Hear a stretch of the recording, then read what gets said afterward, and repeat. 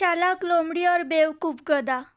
एक दिन की बात है। लोमड़ी शेर के गुफा के बाहर शेर की राह देख रही थी। तभी शेर वहां पर आ जाता है।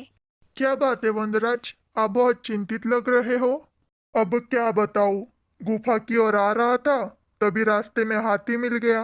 तो हम दोनों में से सबसे ताकतवर कौन है, इस बात पर युद्ध हो गया। और हाथी ने मुझे सूंड में पकड़कर ऐसा धरती पर पटका है कि मेरी कई हड्डियां टूट चुकी है।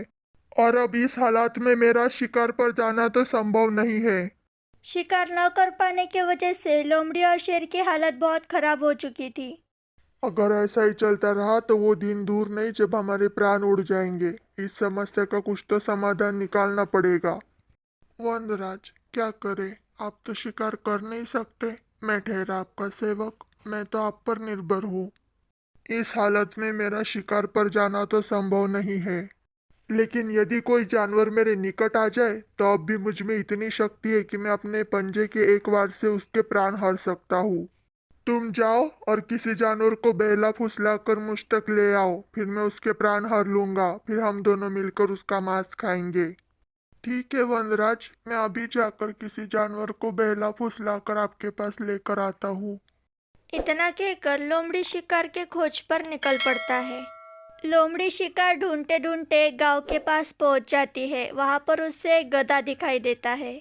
अगर मैं किसी तरह से इस गधे को शेर के पास लेकर जाऊं तो कई दिनों के भोजन की व्यवस्था हो जाएगी। इसे किसी तरह से बेला फुसला कर ले जाना पड़ेगा। अरे मित्र, ये क्या हाल बना रखा है। पहले कितने दष्ट पुष्ट हुआ करते थे, अब इतने दुबले पतले कैसे हो गए। लगता है धोबी कुछ ज्यादा ही काम कराता है तुमसे। लोमड़ी ने गधे की दुखती नस पर हाथ रख दिया था। तभी गधा बोला। तुमने बिल्कुल ठीक कहा मित्र। मैं बहुत दुखी हूँ। धोबी मुझसे आवश्यकता से भी अधिक काम कराता है। और ऊपर से कुछ गलती हो जाने पर खूब पीटता है और खाने को भी नहीं देता है। इधर उधर चर कर मैं कैसे तो भी अपनी भूख शांत करता हूँ, इसीलिए मेरी ऐसी हालत हो गई है। मैं तुम्हारा दुख समझ सकता हूँ मित्र। वैसे अगर तुम चाहो तो मैं तुम्हें एक ऐसी जगह पर ले जा सकता हूँ जहाँ पर हरी घास मिलती हो। वहाँ तुम जी भर कर हरी घास खा सकते हो। ये तो बहुत अच्छी बात कही मित्र।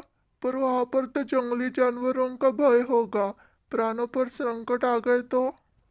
नहीं नहीं, मैं यहीं पर ठीक हूँ। जो भी मिल रहा है कम से कम सुरक्षित तो हूँ। अरे मित्र, कैसी बात कर रहे हो। मेरे होते हुए कैसा भय। वह पूरा क्षेत्र मेरे अधीन है। वहां पर तुम्हें कोई भी हानि नहीं पहुंचा सकता। तुम निर्भय हो कि वहां की घास चर सकते हो। और एक बात तो मैं तुम्हें बताना ही भूल गया। वहां पर 3 गर्भवत कन्याएं भी रहती है। और वह अपने लिए वर ढूंढ रही है। संभावता है कि तुम्हारी भी बात वहां पर बन जाए। ठीक है मित्र, मैं तुम्हारे साथ चलने के लिए तैयार हूँ। चलो। फिर लोमड़ी गधे को शेर के पास लेकर आती है। गधा जैसे ही शेर को देखता है वहां से भाग जाता है। वनराज, अब मुझे समझ में आया युद्ध में हाथी ने आपको कैसे हराया। आप में तो गधे का शिकार करने का भी सामर्थ्य नहीं है। हाथी तो फिर भी बलवान था। क्या करूं। मैं झपटा मारता उसके पहले ही वो भाग गया। अगर मेरे पंजे का एक भी वार उसको लग जाता तो वह बचकर नहीं जा पाता। तुम एक बार फिर से उसे किसी तरह से यहाँ पर लेकर आओ। अब की बार मैं उसे दबोच ही लूंगा। उसे दोबारा लाना तो कठिन है, फिर भी मैं कोशिश करूंगा। किंतु इस बार वो आए तो बच के ना जाने पाए। इतना कहकर लोमड़ी फिर से गधे को ढूंढने चला जाता है। थोड़ा दूर जाने पर लोमड़ी को गधा दिखता है। क्या हुआ मित्र, तुम वहां से भागकर क्यों आ गए। अच्छी बात करते हो तुम मुझे किस भयानक जीव के पास ले गए थे। आज तो मुझे मेरी मौत सामने दिखाई पड़ रही थी। अगर पूरा जोर लगाकर भागा ना होता तो अभी तुमसे बात ना कर रहा होता। अरे तुमने ध्यान नहीं दिया। वो एक गर्भवती थी। तुम्हें देखकर वो उतावली हो गई थी और तुम्हारे पास आने लगी थी, पर तुम तो ऐसे भाग गए कि नजरों से ओझल ही हो गए। अब वह तुमसे मिलने की आस पर बैठी है। मुझे तुम्हें बुलाने के लिए उसने भेजा है।